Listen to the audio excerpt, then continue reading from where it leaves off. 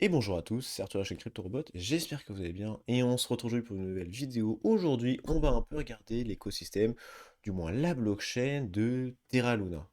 Dans l'objectif de nous diversifier et de pouvoir vous présenter le plus de DeFi possible pour pouvoir potentiellement profiter des différentes opportunités de chacune d'entre elles. On va la présenter Avax, Solana, Chronos, Tezos, Ethereum, peut-être que j'en oublie une. Aujourd'hui, je vais vous présenter Terra Luna, qui est une blockchain un peu spéciale, un peu intéressante, puisqu'ils ont un principe de fonctionnement, du moins, ils ont voulu créer un écosystème autour de quelque chose, c'est assez intéressant, et surtout, ils ont pas mal de TVL, il y a pas mal de protocoles dessus qui sont là depuis pas mal de temps, avec pas mal d'argent dessus, ça a été vérifié, donc il y a de la matière. Donc si vous voulez vous intéresser à cette blockchain, il y a pas mal de choses à faire, pas mal d'opportunités, que ce soit sur des swaps, sur des pools, sur des farms, sur des NFT, sur pas mal de choses, même sur de la tokenisation d'entreprises, d'actions, bref, on verra ça plus tard. Il y a pas mal de choses à faire, et c'est pour ça que je vous la présente tout de suite. Bon, qu'est-ce que c'est que Terra Luna? Très rapidement, c'est une blockchain en preuve d'enjeu, donc c'est quelque chose qui est assez rapide, assez safe, avec pas beaucoup de frais, qui a été aidé pas mal, qui a été créé pas mal grâce à Cosmos, qui permet de déléguer un peu la création de la blockchain. Et qu'est-ce que voulait faire Terra? C'était vraiment créer une blockchain spécialisée autour des stablecoins. Qu'est-ce que c'est qu'un stablecoin? C'est un coin qui est indexé sur une monnaie. Donc ça peut être du dollar, de l'euro, la monnaie du Japon, la monnaie de la Chine, tout ce que vous voulez. Mais voilà, on a en stablecoin très connu l'USDT, l'USDC, le BUSD, toutes ces choses-là. Bon, quand on a par exemple l'USDT à peu près, je sais pas combien de capitalisation, peut-être 60 milliards, 70 milliards, peut-être un peu plus. Quand on a une capitalisation de 70 milliards en USDT, l'USDT, l'entreprise qui est derrière, possède 66 milliards de dollars, donc c'est un peu pour baquer le système. Mais le problème, bien évidemment, c'est s'ils ont un problème financier ou autre, la valeur de cette USDT peut vraiment s'écrouler. Ce qu'a mis en place Terra Luna, c'est une dualité de tokens. On a d'un côté leur token stablecoin maître, donc UST, comme le dollar T de Terra, et ils ont un autre token, le Luna. Donc par exemple, quand vous voulez acheter du Terra, le token UST, donc le stablecoin primaire de l'écosystème Terra, vous allez devoir détruire du Luna. A l'inverse, si vous voulez vendre du Terra, vous allez recréer du Luna. Donc c'est quelque chose qui marche pas mal entre les deux, et donc par exemple, si on a une grosse demande du ST, donc le stablecoin de Terra, on va brûler pas mal, on va détruire du moins pas mal de Luna, donc ça va faire baisser la supply du Luna, donc potentiellement faire monter le cours du Luna. À l'inverse, si personne ne veut ce stablecoin, personne ne le veut, bah, on va créer de plus en plus de Luna, donc le prix du Luna sur le long terme va avoir tendance à faire la tronche. Bon, c'est un peu le principe de Terra Luna, il y a pas mal de choses dessus.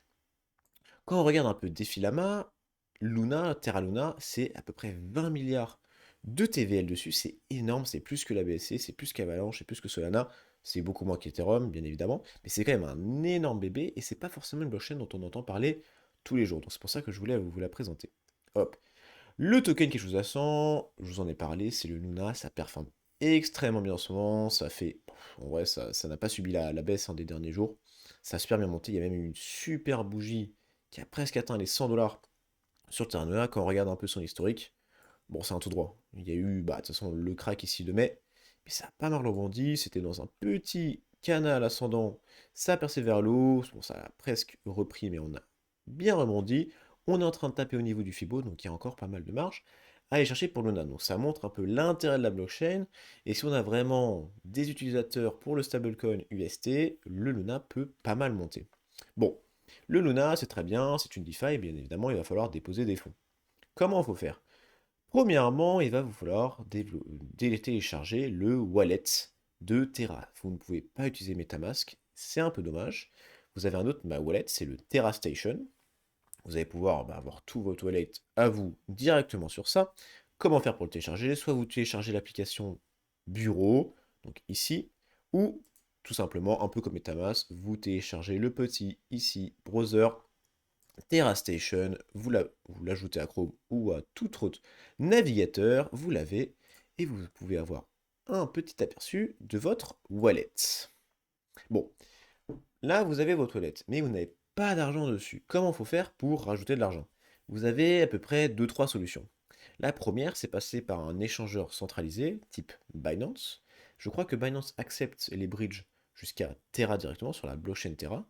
Donc vous achetez des tokens Luna sur Binance, vous faites le petit bridge directement sur votre portefeuille TerraStation avec votre petite adresse qui est, hop, excusez-moi, tout en haut. Ça marche très bien. Faites attention quand vous faites votre premier virement sur votre TerraStation, votre wallet à vous. Pensez bien à vous envoyer des Luna pour pouvoir vous payer les frais. Si par exemple vous passez par les deux autres moyens qui sont tout simplement des bridges, donc le premier c'est Wormhole, le deuxième c'est TerraBridge.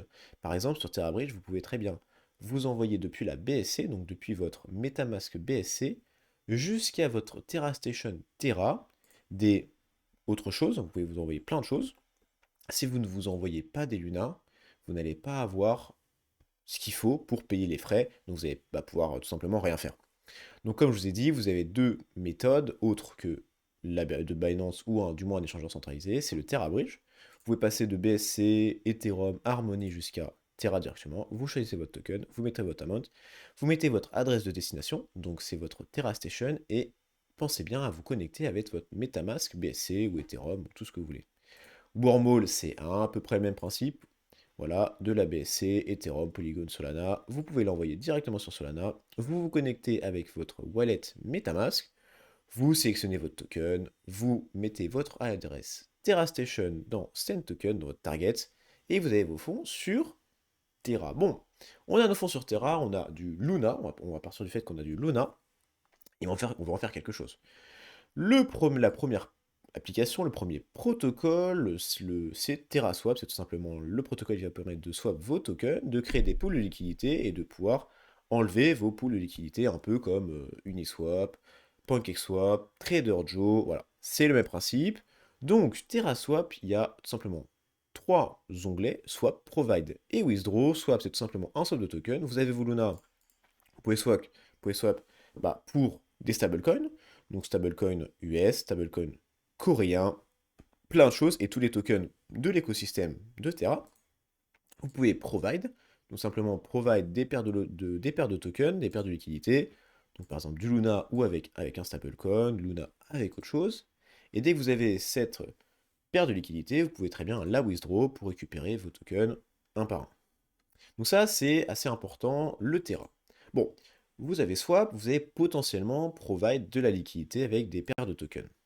Qu'est-ce que vous pouvez en faire? Eh bien, vous pouvez très bien les farmer, un peu comme sur toutes les blockchains. Et ici, on a notre petit protocole Spectrum Protocol qui nous permet d'avoir ici, avec par exemple du Orion et notre petit stablecoin UST, des API Y de 323. Donc bien évidemment, il va falloir créer des tokens avec des swaps de l'Orion, d'un autre côté de l'UST, mettre le même équivalent dollar des deux, créer votre petite paire de tokens et les mettre ici. Bon, vous avez pas mal de choses. En fait, Spectrum Protocol récupère à peu près les différentes pools, les différentes farms du moins, des protocoles de Terra. Donc là c'est d'Orion, là c'est de TerraWorld, là c'est de Nexus, là c'est de Pylon. Bon voilà, vous avez un peu compris, on a pas mal de choses. On a du mirror avec, et là, au SPY, on commence à voir des petites actions du monde réel, on en parlera plus tard. Et voilà. Spectrum, ça vous permet de créer, de placer vos farms. Nexus, c'est un peu le même principe, même s'il y a quelques différences. On a déjà des pairs, des farms, hein, donc avec leur token PSI. Donc là, c'est avec du Luna PSI, là, on a avec de l'Ether HPSI, là avec le stablecoin UST. On a aussi des volts où on va pouvoir hop, stacker soit du Luna, soit de l'Ethereum. On a aussi du Govern, on va pouvoir stacker leur token PSI. Faites attention, voilà, c'est très très volatile ces choses-là. S'il n'y a pas encore des market cap énormes, c'est pas du top 20, top 15. Donc faites attention à vous. Même si on a des API voilà, sur un token simple, pas trop mal, ça peut varier. Ce qui peut être intéressant, c'est dans le farm, hop là, dans le farm ici, non, pas dans le farm, hop, dans le vault, vous avez de l'Ethereum, ça peut être pas trop mal. Bon, là on a présenté swap, créer la liquidité, enlever la liquidité, placer vos liquidités dans des farms, donc avec Spectrum et avec Nexus, mais on n'a pas trop parlé de nos fameux stablecoins. Et là on a un protocole qui marche pas trop mal en ce moment, c'est Encore. Encore, c'est l'endroit où vous allez pouvoir déposer ou emprunter des stablecoins. Donc par exemple, ici, on veut earn, hop, donc on peut deposit vos UST, donc votre stablecoin Terra, qui est sur le dollar. Donc si vous avez des UST, que vous avez swap avec TerraSwap, vous pouvez très bien les déposer ici, et donc gagner en APY du 19%. C'est 19,37, c'est quelque chose qui est variable, hein, malheureusement, mais c'est assez impressionnant quand on vous dit de toujours garder des stablecoins dans votre portefeuille pour, pourquoi pas, racheter sur une grosse baisse, sur des dips ou dans un bear market. On ne vous dit pas forcément de les laisser dormir, il faut les faire travailler du moins le plus possible. Vous avez pas mal de protocoles, donc sur Ethereum vous avez, ou sur d'autres blockchains vous avez Curve qui est très très connu, mais sur Terra Luna qui est quand même une blockchain spécialisée de stablecoin, vous avez notre petit encore, vous allez pouvoir déposer avec 19,37% d'APY sur l'année, c'est pas trop mal. Le protocole encore, je crois que c'est celui qui est le plus utilisé, voilà, il y a à peu près 8 milliards dessus, voilà, c'est un gros protocole, pas mal de volume, ça veut pas dire qu'il est infaillible, mais il est plutôt sûr. Donc vous pouvez d'un côté deposit ou de l'autre côté borrow, c'est à peu près le même principe que AV si vous connaissez un petit peu. Bon, là on a présenté swap, les farms, le stablecoin, et là on a quelque chose qui est plutôt intéressant. Si vous avez vu notre vidéo sur Ethereum, c'est le Synthetix, c'est le protocole Synthetix qui vous permet de tokeniser des actions du monde réel. Et bien là c'est le même principe, vous allez pouvoir tokeniser des actions du monde réel, donc par exemple Netflix, Coinbase, vous avez pas mal de choses, et vraiment il y en a pas mal. Et là, vous allez pouvoir trade, donc acheter ici ces petites actions. Donc, vous avez vraiment beaucoup de choses. Et donc, gagner potentiellement la performance du token du sous-jacent, donc de votre action. Vous pouvez borrow avec ces actions-là. Vous pouvez même farm avec sur du long terme ou du short terme. Vous choisissez avec, bien évidemment, en collatéral. Mais voilà, c'est un protocole un peu comme on peut connaître sur Ethereum. C'est plutôt bien. Si vous voulez vous exposer au marché US et surtout de l'US, sans forcément rentrer sur des applications spécialisées sur ça et rester dans les cryptos, c'est un bon moyen de le faire. Bon, je vous ai présenté quand même quelques protocoles assez intéressants. Je vous en présente encore deux autres. Le premier, c'est le Apollo, donc c'est quelque chose pour du auto-compounding. C'est un peu plus automatique, mais vous avez pas mal de choses. Vous avez potentiellement des swaps, des rewards, et vous avez les fameuses vaults. Vous allez pouvoir mettre dessus en auto-compounding, c'est plutôt pratique. Et le deuxième, c'est notre petit loop market. Et là, vous avez pas mal de choses à faire. D'un côté, vous pouvez swap, un peu comme notre ami TerraSwap. C'est un peu moins développé, mais vous pouvez très bien swap. Vous avez une partie NFT. NFT qui se développe vachement, il y a énormément de hype dessus. Vous avez des NFT. Vous avez aussi, hop, des pools de liquidité. Vous allez pouvoir créer un peu comme sur TerraSwap vos propres pools de liquidité. Donc vous allez choisir vos tokens et vous allez pouvoir créer vos pools de liquidité. Et bien évidemment, si vous créez vos pools de liquidité, vous allez pouvoir les farm. Donc par exemple, juste ici, avec des APR qui sont bon, pas trop mal. Donc là, par exemple, si vous stackez en loop UST, vous avez du 280 APR. Donc si vous auto-compoundez sur l'année, ça peut être un peu plus. Faites attention, vous avez les pertes impermanentes, les impermanent loss, qui vont affecter pas mal, étant donné que l'UST, bah, c'est stable et que le loop va fluctuer. Mais voilà, c'est quelque chose de pas trop mal. Vous pouvez même stake, airdrop.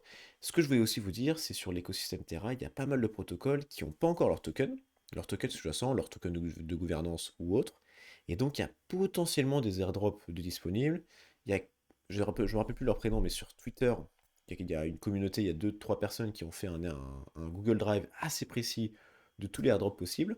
Et il y en a pas mal sur Terra, donc ça peut être quelque chose à faire, hein. Les frais sont assez insignifiants, ça mange pas trop de pain. On l'a mis sur le lien du Drive, on l'a mis dans notre Discord, donc si vous voulez checker, si vous ne pouvez pas le retrouver sur Twitter, c'est pas trop mal. Bon, en général, Terra Luna, c'est une plateforme, c'est une blockchain qui marche très très bien, il y a pas mal d'argent dessus. Le token Luna, si la blockchain est beaucoup utilisée, si le stablecoin UST est beaucoup utilisé, le Luna va forcément sur du long terme prendre de la valeur, donc ça c'est quand même pas trop mal.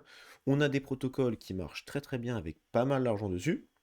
Donc s'il y a pas mal de gens dessus, il y a beaucoup de gens qui ont voulu essayer de les craquer, ou sûrement essayer d'utiliser des failles. Ils n'ont pas trop réussi, donc voilà, ça peut montrer un peu la sécurité du réseau. C'est pas cher, c'est rapide, et de toute façon les stablecoins, on en aura toujours besoin. Et avoir un stablecoin avec cette idée assez ingénieuse de dualité avec le Luna, c'est pas trop mal.